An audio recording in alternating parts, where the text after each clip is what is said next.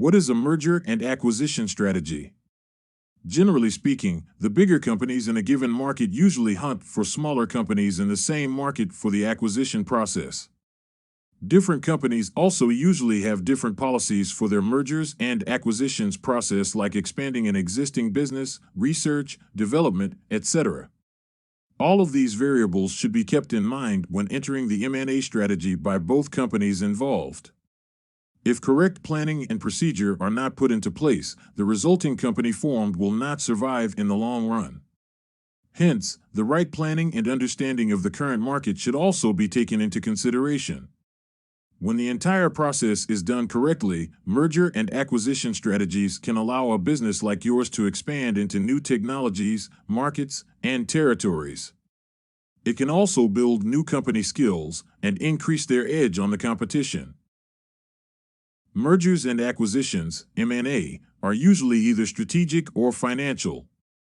The latter of the two is usually a transaction that is primarily done to act as an investment, to earn a quick return, or with another financial purpose in mind. In other scenarios, however, strategic M&A transactions can be done in order to solve business problems or take advantage of opportunities.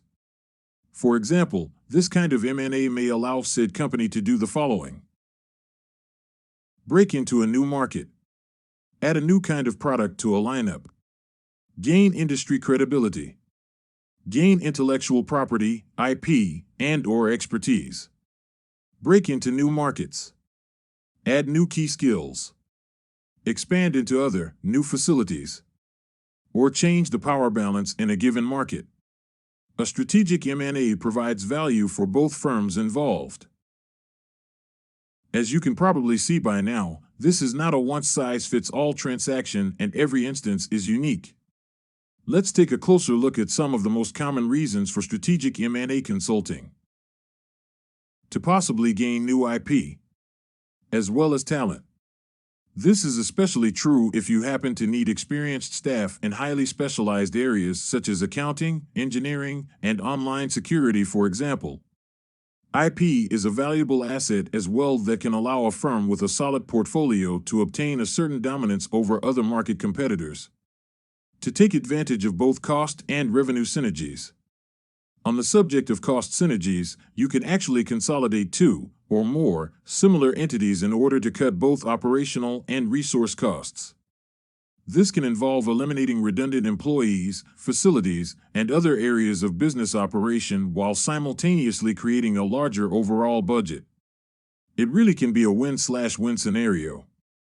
Revenue synergies can be designed to increase prices, drive sales, and/or shift the dynamics of a certain market.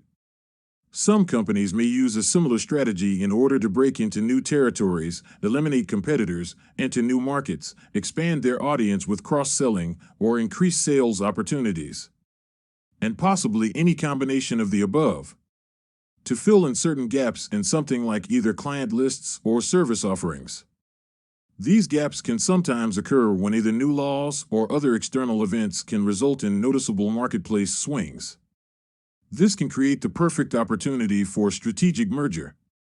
For example, after September 11th, changing federal requirements allowed many firms with the required experience to earn valuable contracts in national security and defense by partnering with other businesses and agencies in the field as well. To reduce the learning curve and save time when plotting a new growth strategy. For one example, it might take more time and money for your company to offer a new service than it would to acquire the capacity to do so in the form of another business that already has an existing customer base. To add a new business model. An example of this could be shifting from the billable hours model common among many professional services to a flat fixed fee, subscription, or performance incentive model instead. If you want to offer a new type of product or service, why not acquire a firm that is already providing that product or service effectively already?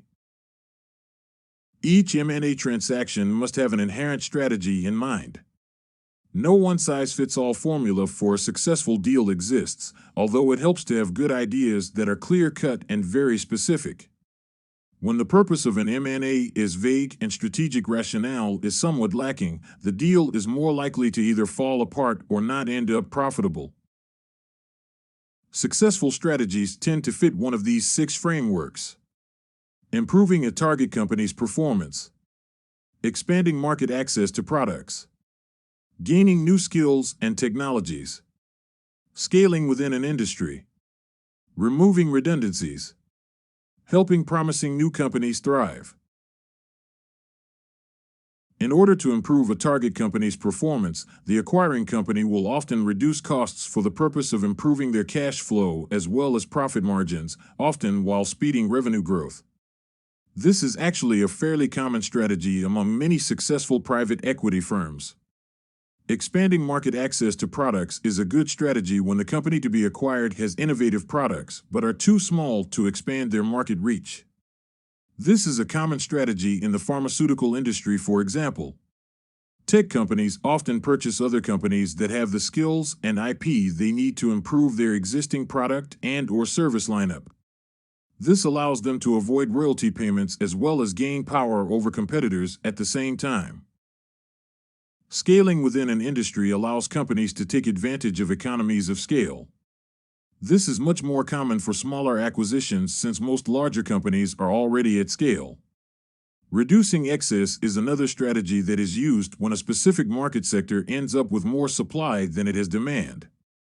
Energy companies, for example, might purchase and close smaller plants as new competitors come into the market. If you need help with your merger and acquisition strategies, the best strategy is to talk to a professional expert so they can help you make sure your strategy makes as much sense as possible. These are just a few facts about mergers and acquisitions that you may not be aware of. Hopefully you found these helpful.